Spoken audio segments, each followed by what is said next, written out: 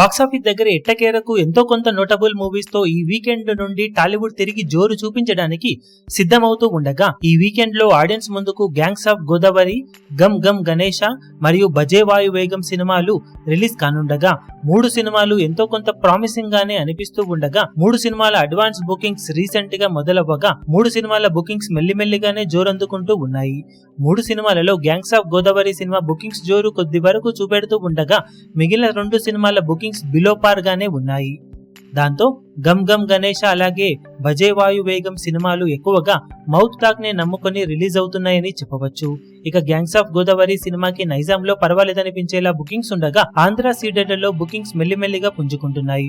Overall గా సినిమాకు talk బాగుంటే ప్రజెంట్ జోరును బట్టి చూస్తూ ఉంటే తొలి రోజు 2.5 కోట్లకు అటు ఇటుగా షేర్ అందుకునే అవకాశం ఉంది. మిగిలిన 2 సినిమాలు బాక్సాఫీస్ దగ్గర 60 నుండి 80 లక్షల రేంజ్ ఓపెనింగ్స్ ని అటు ఇటుగా అందుకునే అవకాశం ఉంది.